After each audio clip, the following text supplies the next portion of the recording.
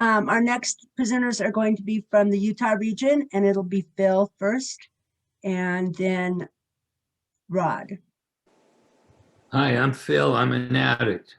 So I want to thank the committee and for inviting us here today. And I'm really feeling the passion from all of our speakers.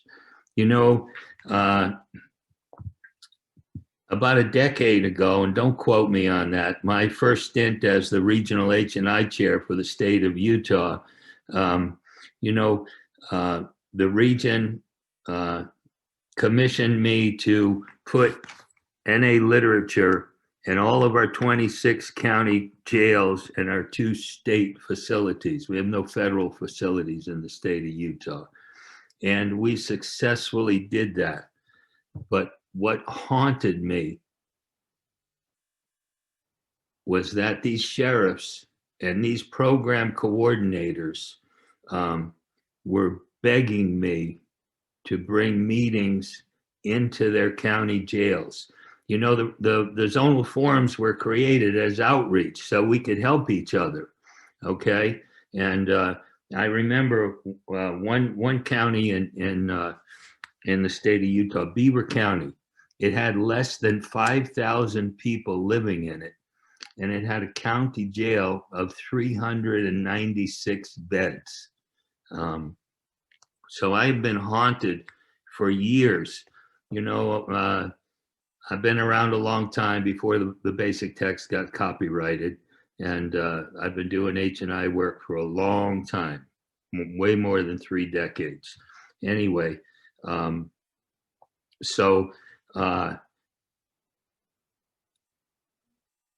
come from a place where we would go into a facility, and some of you older folks might know this, where they would treat us with indifference and sometimes even disdain.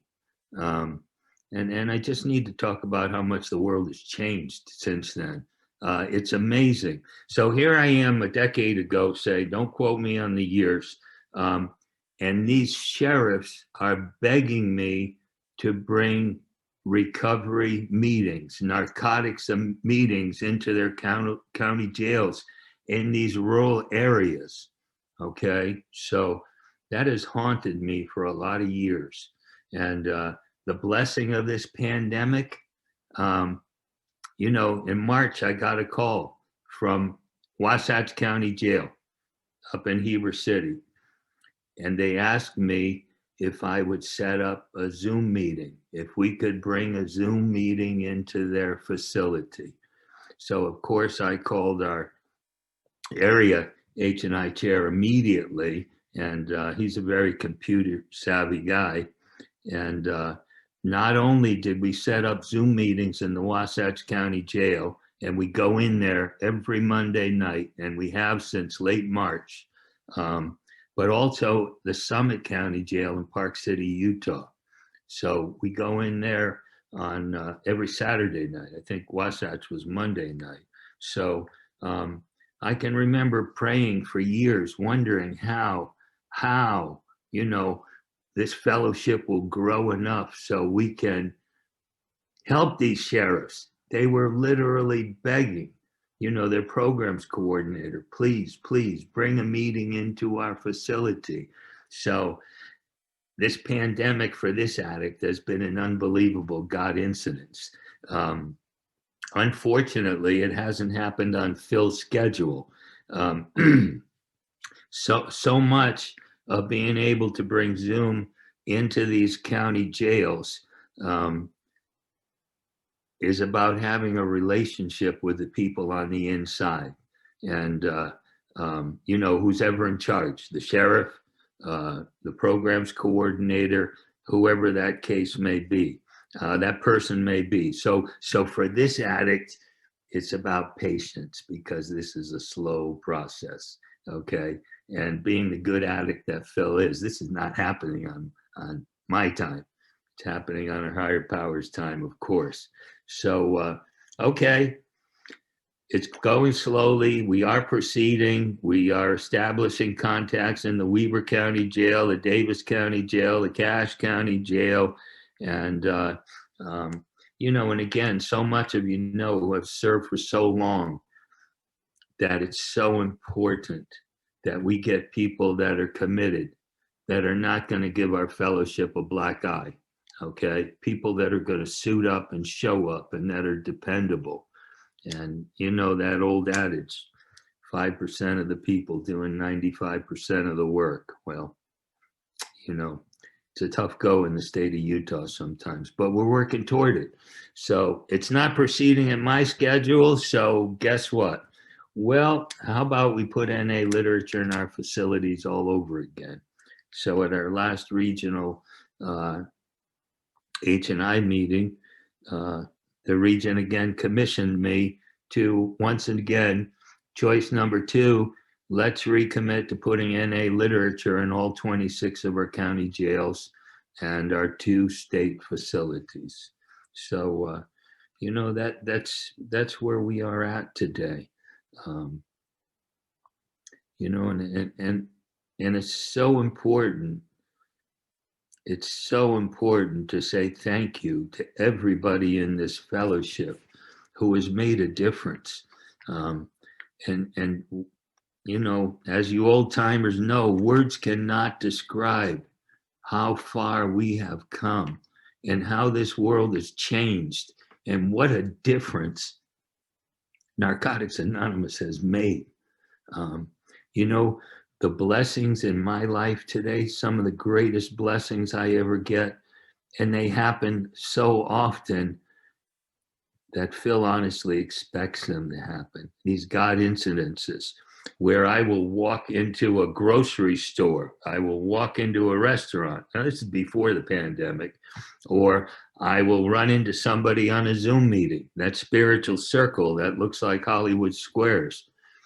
And somebody will look at me and say, Phil, and they would quote something I said 10 or 20 years ago and thank me. And thank me for changing their lives. Classic example, our area H&I chair. We have 3 treatment centers in the Heber Valley.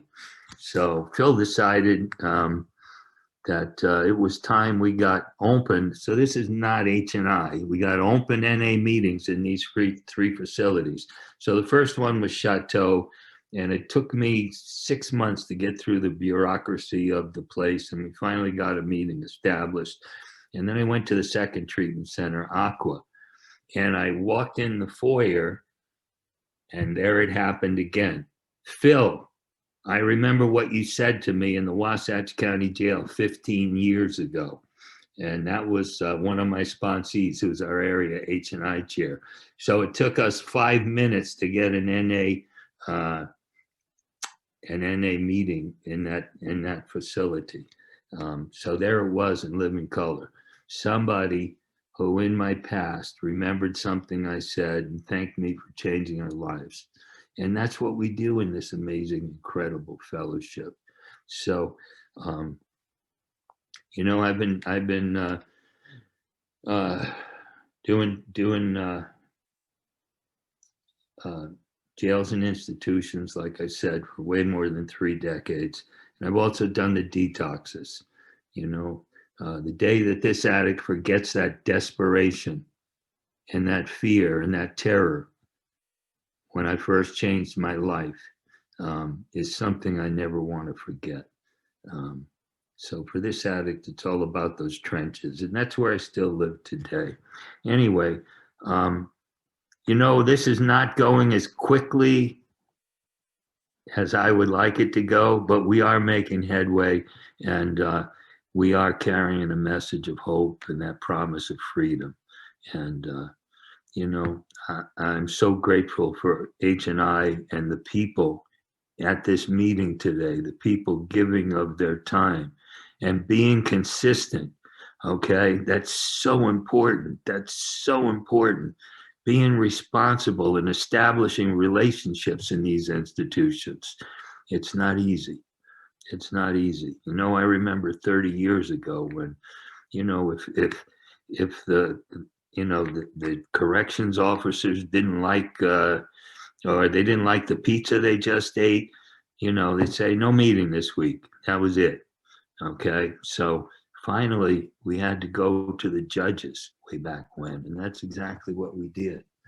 So, and we couldn't uh, get through to those people that are working in the facilities all the time. So we had to go to the judges. And today we don't have to do that as often because we've established relationships, and they're grateful for us. And one more thing, real quick, before I turn this over to Rod. I got a Christmas card in the mail the other day. And it was from the Summit County Jail. It was from the jail. It was from the lieutenant, the sergeant, and the programs coordinator, thanking me for being of service, and thanking us for being of service. And they treat us with dignity today. I wasn't always treated with respect and dignity. And so many of you old timers know that. Okay. And it's important for the new people to understand that. What a difference you're making. What a difference. It's absolutely incredible. So I'm feeling I'm an addict. And, I'm so grateful. That's all I can say. I want to turn this over to Rod now. And thank you all. And listen, if anybody needs strength, hope, and experience, and I can help in any way, I will post my phone number on the chat, and feel free to call anytime. Phil Addict, thank you so much.